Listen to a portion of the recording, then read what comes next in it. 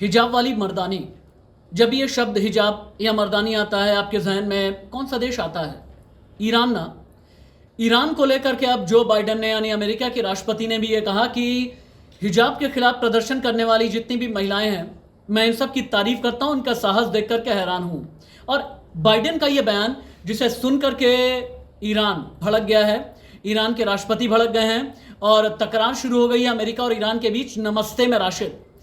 America के राष्ट्रपति Joe Biden ने जैसे ही हिजाब के खिलाफ जो प्रदर्शन किया जा रहा है इसकी तारीफ की, साहस की तारीफ की, वैसे ही इब्राहिम रईसी जो ईरान के राष्ट्रपति हैं, उनका ये कहना है ईरान में जो आतंक भड़का है, जो अराजकता भड़की है, इस तरह के बयान जो अमेरिकी राष्ट्रपति ने दिए हैं, इसके पीछे ऐसे बयान जिम्मेदार हैं। अमेरिका को ऐसा नहीं करना चाहिए और अमेरिका को ईरान के आंतरिक मामलों में दखल नहीं देना चाहिए।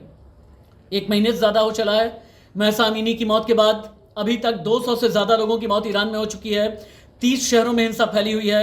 आयतुल्लाह खामनेई ने जो फोर्स होती है, रेजिस्टेंस फोर्स, उसे सड़क पर उतार दिया है और ये कह दिया है जितनी भी ज़्यादा कड़ाई होनी चाहिए। लेकिन अब जो बाइडेन के इस बयान के बाद क्या कोई और देश दखल अंदाजी करेगा?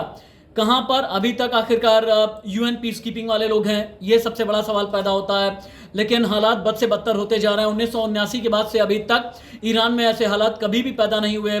1979 तक, 79 की बात कर रहा हूँ मैं, तब तक तो ईरान को बहुत ही लिबरल कहा जाता था। लेकिन जैसे ही सुप्रीम लीडर आयतुल्लाह खामनेई को बनाया गया, आयतुल्लाह जो शियाओं के सुप्रीम लीडर हैं, तब से लेकर के अभी तक हिजाब मैंडेटरी किया गया है। हिजाब के साथ साथ जुर्माना इब्राहिम रईसी जो मौजूदा राष्ट्रपति हैं उन्होंने लगा दिया है। लेकिन अमेरिका ने दखल अंदाजी की है। क्या कोई और मुल्क भी आएगा ईरान की मुखालफत यानी ईरान का विरोध करने के लिए? ये बहुत बड़ा सवाल है। ईरान की हिजाब की आग या फिर ईरान में हिजाब के विरोध में जो प्रदर्शन है, इसकी जो तपिश है अलग अलग देशों में भी नजर आती है। और भारत में भी आपको याद होगा कि कई लोगों ने विरोध दर्ज कराया था।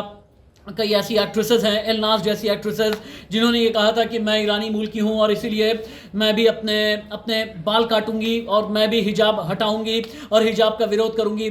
और मतलब ये है कि ईरान से लेकर के अमेरिका तक और अमेरिका से लेकर के भारत तक अगर ये मुल्क खड़े हो रहे हैं हिजाब के खिलाफ या ज़बरदस्ती हिजाब थोपे जाने के खिलाफ, तो और बाकी मुल्क क्यों नहीं?